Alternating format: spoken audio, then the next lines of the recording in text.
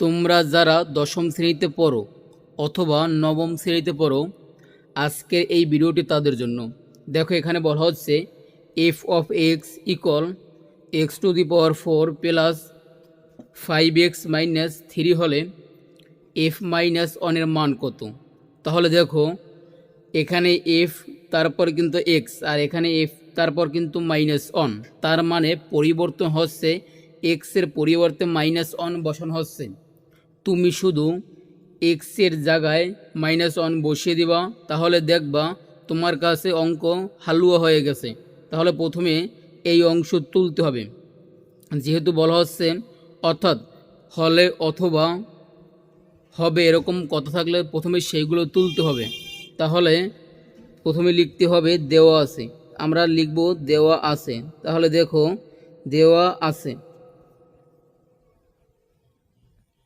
দেখো দেওয়া আমাদের আছে এই এফ অফ এক্স ইকুয়াল এই এক্স টু দি পাওয়ার 4 এই প্লাস এই 5, তারপর কত এক্স এই মাইনাস 3। কিন্তু আমাদের যা করতে বলা আছে তা হলো এফ অফ মাইনাস এক্স, তার মানে দেখো আমাদের এই এফ এফ কিন্তু ঠিক আছে, তাহলে এফ এর পরিবর্তে এফ, কিন্তু এক্সের পরিবর্তে আমাদের বসাতে হবে মাইনাস ওয়ান। তাহলে যেখানে যেখানে এক্স আছে আমরা সেখানে মাইনাস ওয়ান বসিয়ে দিব। তাহলে এই মাইনাস ওয়ান, উপরে আছে তোমার এই 4, তারপর এই প্লাস, তারপরে এই 5-এর স্থানে 5। শুধু কাজ হচ্ছে তোমার এক্সের পরিবর্তে মাইনাস ওয়ান বসিয়ে দেওয়া, তারপর বাকি থাকে মাইনাস 3। দেখো, অন তুমি যতবার গুণ করো তাহলে কিন্তু তোমার অন হবে। তাহলে অন 4 বার গুণ করলে অন, আর তুমি মাইনাস 4 বার গুণ করলে, অর্থাৎ মাইনাসের উপর যদি পাওয়ার অর্থাৎ প্লাস সংখ্যা থাকে তখন কিন্তু মাইনাস প্লাস হয়ে যাবে। তাহলে প্রথমে কিন্তু মাইনাস দেবার কোনো দরকার নেই। তারপর এই প্লাসে মাইনাসে মাইনাস 5 দ্বারা অনেরও গুণ করলে তোমার হয় 5, এই মাইনাস এই 3।